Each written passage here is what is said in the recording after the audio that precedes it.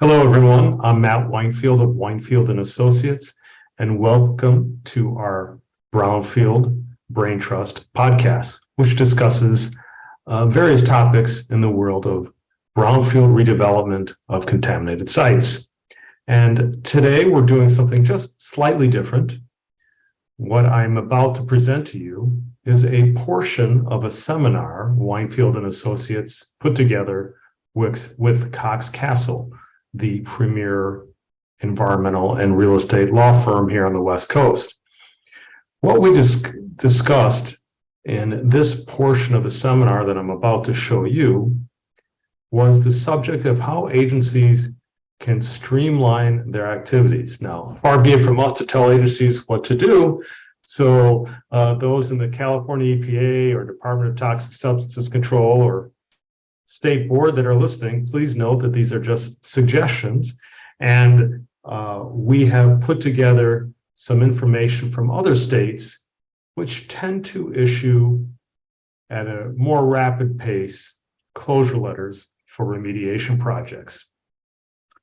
So you'll hear some case studies from outside of California, and you'll see some interesting statistics from experts on the East Coast and Midwest. So this podcast episode is a little longer than most, and in the written introduction to this episode, you'll see some timestamps so you can breeze through as you deem fit, or if you're on a long drive, listen to the whole thing. Thank you for listening once again to the Brownfield Brain Trust podcast, and I look forward to talking to you again soon. Here comes the episode. All right, so this is what we'll talk about today. We'll talk about what an LSRP program is, some of its benefits, and I'm going to compare closure rates to California and New Jersey to those in California. It'll be quite interesting. Some issues proposed legislation must address. Then I'm going to ask for you guys, who's going to lead this charge and how do we get started in California? So there's going to be a bit of interaction, and I've got a pen with you. So the next slide, please. So this slide is for you. Okay. So what is yes? What is an LSRP program? It's a rigorous state licensing program for environmental consultants who have to have certain education requirements. They have to have a whole lot of experience in the field overseeing remediations. And in New Jersey, they have to have a lot of that experience in New Jersey because we can't be like everybody else. We can't be like EPA. We have to have our own programs and our own standards. So there's some differences in New Jersey than in our neighboring states, and we require specific New Jersey experience. They have to take an exam. They have to have 36 hours of continuing education credits for every 3 years of their license cycle. And once you are a licensed professional, you are the one who manages, investigates, and oversees the remediation of contaminated sites in New Jersey. Primary responsibility is to protect human health and the environment. You can issue the final document, which is an RAO, remedial action outcome. What you can't do right now in New Jersey is issue any permits that you need prior to that RAO. That's still an activity that's held by NJDEP. And there's also an extremely strict code of conduct and a licensing board that oversees the LSRPs. The PRCRs, the persons responsible for conducting remediation, are overseen by NJDEP and subject to enforcement by NJDEP. It doesn't replace the regulators. We still have an NJDEP site remediation program, which has since been renamed Contaminated Site Remediation and Redevelopment, which I want to get to in a minute because that's important. And Matt just mentioned redevelopment and how important that is. NJDEP is required to review certain types of documents. They are required to audit a certain percentage of documents. And right now, they are the only entity that is entitled to issue permits, site remediation permits. In New Jersey, we never had site remediation permits until the Site Remediation Reform Act came about. We used to do deed notices, and we used to do engineering controls and institutional controls recorded in the deed notice, but you didn't need a permit for those. Now you do need a permit. It certainly can reduce backlog, and you're going to see some interesting stats from Matt. It's been really important in New Jersey. We've seen what the program could do in terms of speeding up remediation and getting properties ready to be redeveloped. I will caution that we're experiencing a little backsliding in our program, and I'll talk about that a little bit later. One thing that helped increase the speed of remediation and the speed of review was there are mandatory and regulatory timeframes for certain types of documents, and that has driven people to get in the field and get their remediations done at a quicker pace than they were before the program. And as I say, the first program in the country was Massachusetts. We modeled ours on theirs, but of course, because we're New Jersey, we couldn't adopt it lock, stock, and barrel, which we did. And then Connecticut also has a version. Thank you for that background, Sue. We're going to dive into numbers because I am an engineer at heart. Next slide, please. Thank you very much. I'm going to read these off. It's hard to read, but a little background. So the 800-pound gorilla, and I meant it in the nicest way, for remediation is the State Water Resources Control Board. I'm swagging, I'm guessing, that they handle at least a third of all closures in the state. And I'm guessing it's actually going to be a bit more. Has anybody researched that number? How many of the sites that are active, how much are the 9 regional boards managing? Anybody know? I don't know either. So I've assumed that it's about a third. Could be more. There's a lot of CUPAs. There's health. There's a DTSC. But the state board is the largest single entity. I think we can all agree on that. So I focus, as someone a lot smarter than I, get into GeoTrack. And so this is site closures from 2017 to 2021. And by the way, it's no one voluntarily gets involved in this cleanup if there's no closure at the end of the line. That's the only thing we're looking for, aside from protecting human health and safety. Let's be clear here. So in 2017, the loss and cleanup program total closures in the state was 778. Each year it's gotten lower and lower and lower. I think that the last year on record, 2021, is 488, was abysmally low because of vapor intrusion effect. Now, I could be wrong, but that's my speculation. So there's quite a bit of numerical analysis, what was open, what was closed, what was open, what was closed, and the cleanup program and leaking underground storage tanks. And so we went from 2017, 778 NFAs to 488 NFAs for the 9 regional boards. Took a while to put this together. And now the Center for Creative Land Recycling did a study, what was it, 2007, about how many sites we think are out there. And the magic number is 200,000. So if we're at, say, and our nice round numbers, 500 that's being closed by the state board, and they're a third, that means we're closing, if we're lucky, 1,500 a year. That's not enough, especially if you're going to have any dent in the amount of contaminated sites we have in the state. And obviously, if we're going to redevelop some of these infill sites, we need a quicker pace. I think that's all I have on that slide. If we go to the next slide, please. So, oops, I think we can go back one. I'll be very quick. Okay, so again, the average number of cleanups from 2017 to 2019 is 699. Let's call it 700. The number of closures in 2021, 488. Difference 211. That's a reduction of 30%. We don't need a reduction in site closures. If anything, we need a much quicker pace of site closures in the state. Next slide, please. Okay, get ready to be shocked. Other way. Good. Other way, my friend. Yes, sir. There we go. Okay. It's a little hard to read, but you don't need to read this too closely to see the magnitude of these numbers. This is New Jersey from 2009 to 2021. A little trivia. So California has about 43 million people. How many does New Jersey have? Who's from out east and knows this number? I know it, of course. It's about 10 million.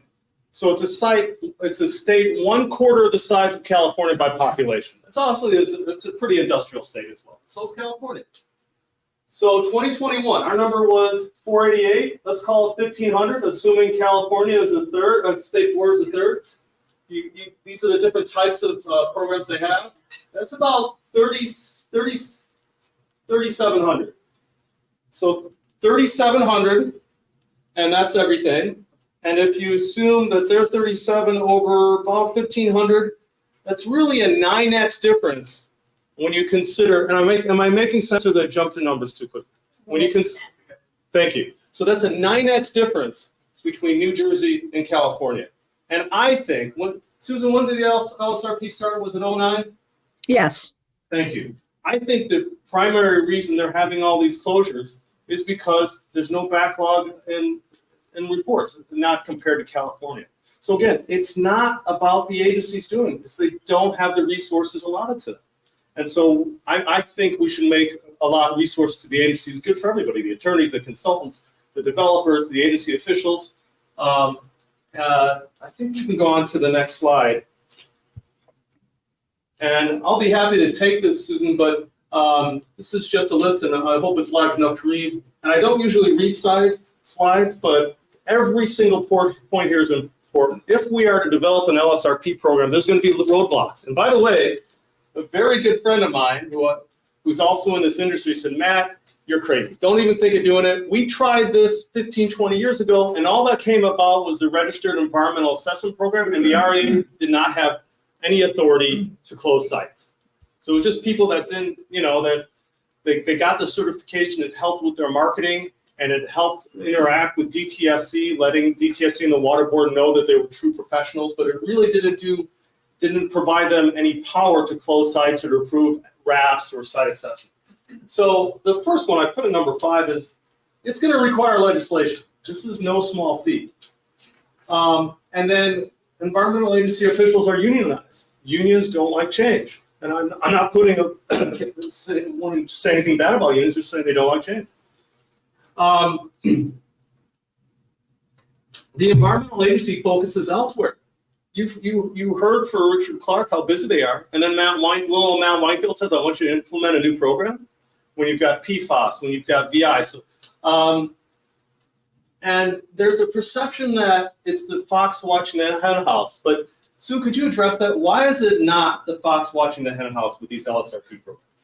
Yeah, so that was the premier quote from the organized environmental organizations in their opposition to the law, that it would be the fox watching the hen house. The reason it isn't is because the LSRPs, again, they're subject to a very strict code of conduct. They have to certify every document that they put in. They run the risk of losing their license and their livelihood. You also have the PRCR, the property owner, the remediating party, which is subject to a whole different set of enforcement rules by the agency as opposed to the licensing board. So nobody is out there wanting to cut corners, because for the LSRPs, it could mean they get sued, it could mean their firms get sued, it could mean insurance issues, and they run the risk of being brought before the board for a disciplinary action and losing their livelihood. We have not seen it play out the way the organized environmental community in New Jersey thought. And the gentleman who coined that quote, who gave the best quotes I ever knew of anybody in New Jersey to the newspapers, he's retired from the Sierra Club, so the quotes aren't as good anymore. I would miss those. And in our state, this is very important.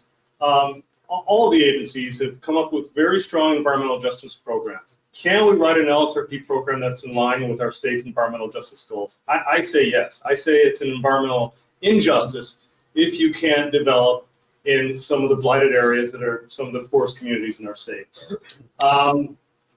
Okay, another roadblock. Who's going to pay for this? Who's going to pay to develop the program and lobby? I don't know.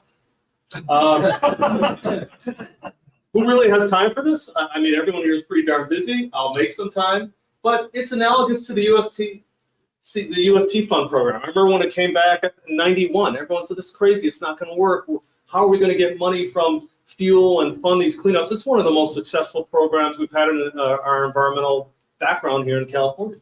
So there's challenges. I just want people to know, and my good friend who's not here to realize that I'm aware that there's a lot of challenges with this program. Oh, the massive football. Matt, could you go back to that? Can I just address a couple of those challenges quickly? The issue with the unionization was interesting in New Jersey because the law was adopted under a Democratic governor, Governor Corzine. He had a good relationship with the union, so the union agreed to this. It was then implemented under a Republican governor. I do not think we would have gotten a law adopted under a Republican governor. I think it had to be under a Democratic governor, but then everybody since then has taken credit for it. In terms of the environmental justice, our environmental justice law in New Jersey is very robust, but it explicitly excludes site remediation permits from being subject to the law. But we do hear exactly what Matt said, that the important thing in these communities is to get some of these cleanups done faster, to be more protective of human health, to use them for things like community benefits such as parks or affordable housing, and or commercial and industrial uses for new jobs. So you definitely can make a case that an LSRP program and a quicker site remediation program supports environmental justice. Our law came about, the people behind our law initially were actually our regulatory agency, because we did you all hear about Kitty College out there? It was a child care center in New Jersey that was built on a former thermometer factory.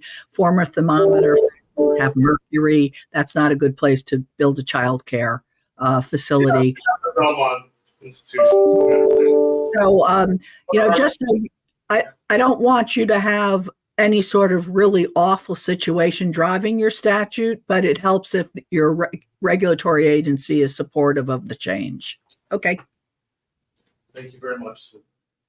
There was a question. We have time. Yeah, and I'm not as familiar with LSRP as it's on the West Coast. But could you, I think you alluded to this, is what is the risk for a company when they bring an or have something become an LSRP as far as liability? Okay, so Stu, the question is, what is the risk for a consulting firm when they have an LSRP in-house?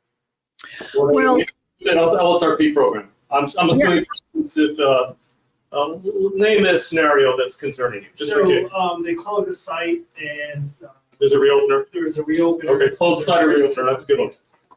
okay. So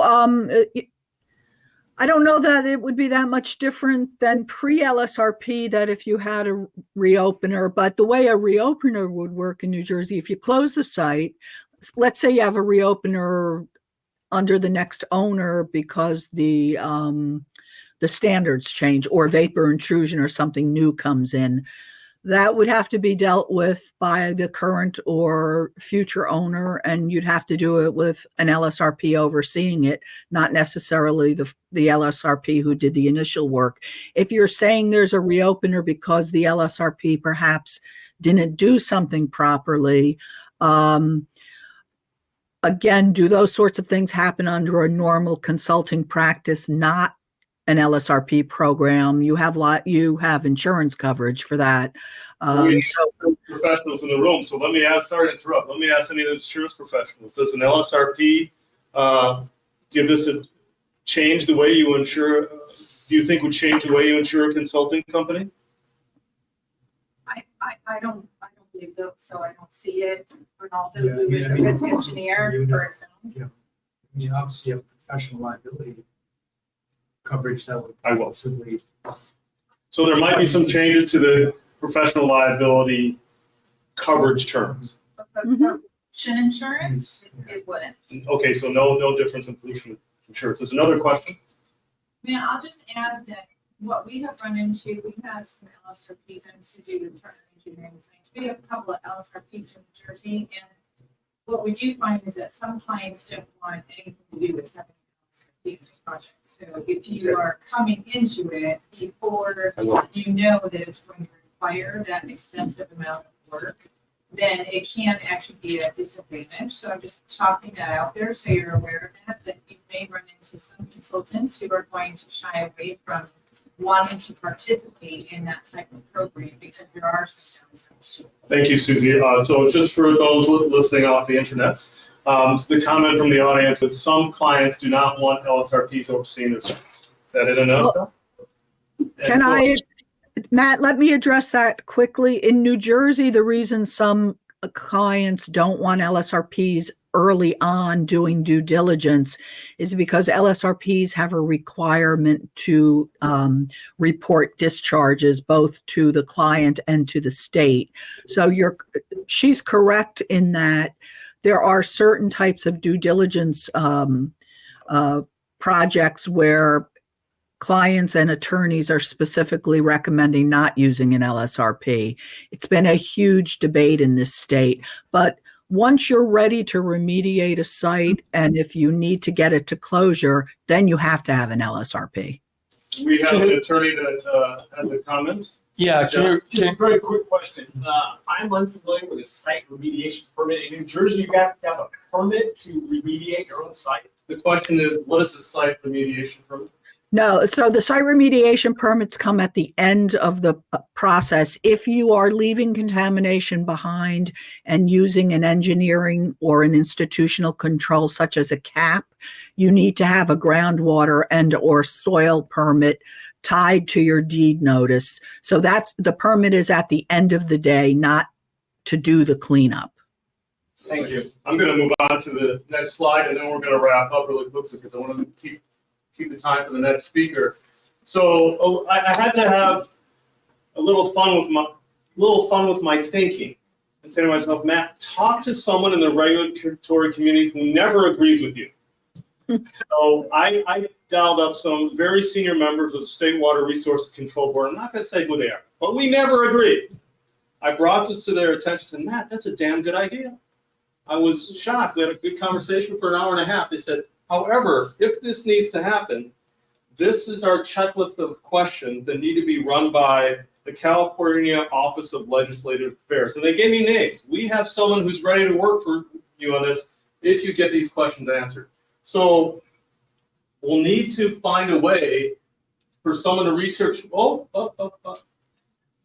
research, what is the existing laws related to the issue? How about some background? Has it been, what is the proposed change in the law and how it be different from existing law?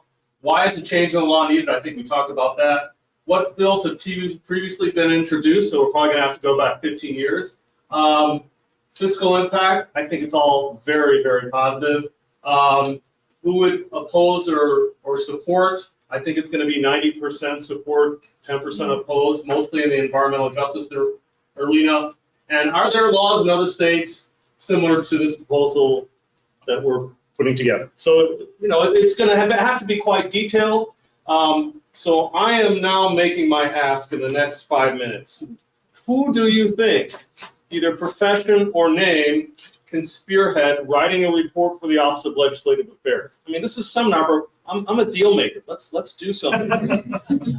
Who's got some ideas? Oh, come on. Is there a big developer, industrial developer?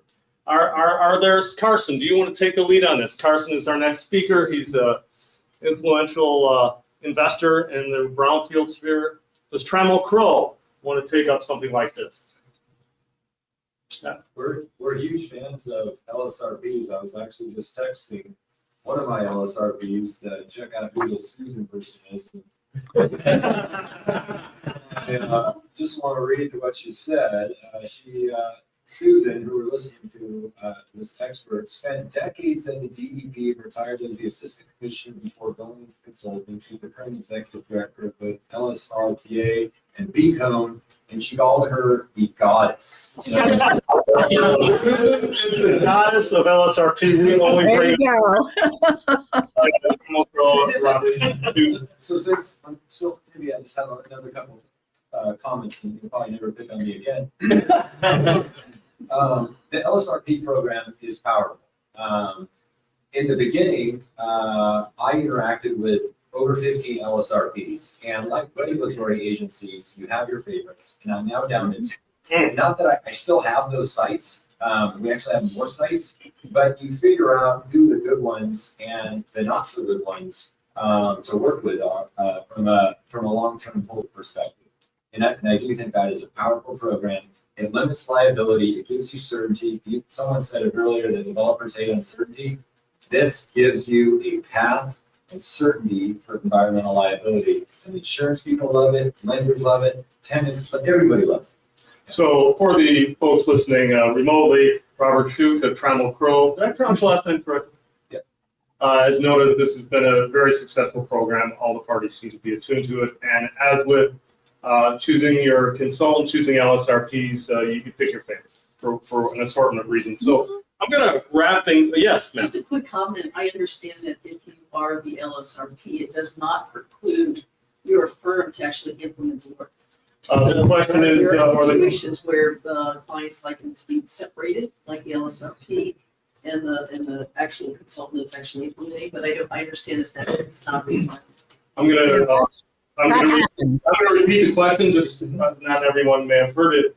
I think the question is, sometimes firms want LSRP reviewing the site, but a different firm doing the environmental work. Is that the general comment? Thank you. It's So not go ahead. required that be. Yes, that absolutely happens. Sometimes companies want an LSRP for strategy. They want an LSRP to do the review and sign off of all the documents, but they want somebody else to actually be the project manager and do the work under the LSRP's oversight. Could be 2 separate firms. We do that quite a bit in GEI.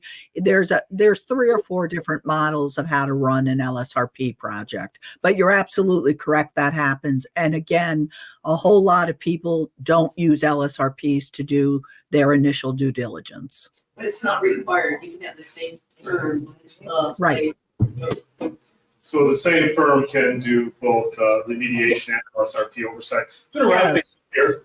I just a brief commentary. So I think in all sincerity, if California wants to bring blighted sites of beneficial use at a significant pace, it must develop an LSRP program. There's just no other way around it. It's certainly, these are our agencies who, again, are wonderful, they're hardworking. They're not going to hire hundreds of program managers. And at least I don't see that happening in my lifetime. We have to do something about the turnaround times. We have to alleviate those. We have to have the program managers at the agencies acting like program managers. They just manage LSRPs, manage these sites, bring more sites to fruition. So I'm pretty easy to get a hold of. I would like to spearhead an LSRP program. So I'd like those who might have been a little shy about participating in a group, write me a note, say, hey, I know this lobbyist. Hey, I know this organization developer that wants to put money aside to start writing what needs to be written for the Office of Legislative Affairs. And maybe 3 years from now, you can say, I knew this when it started. And Susan, thank you very much. I apologize for the technical difficulties. You are a goddess indeed. And it's nice to see you. We've talked on the phone several times. Thank you. Likewise. Thanks, everybody.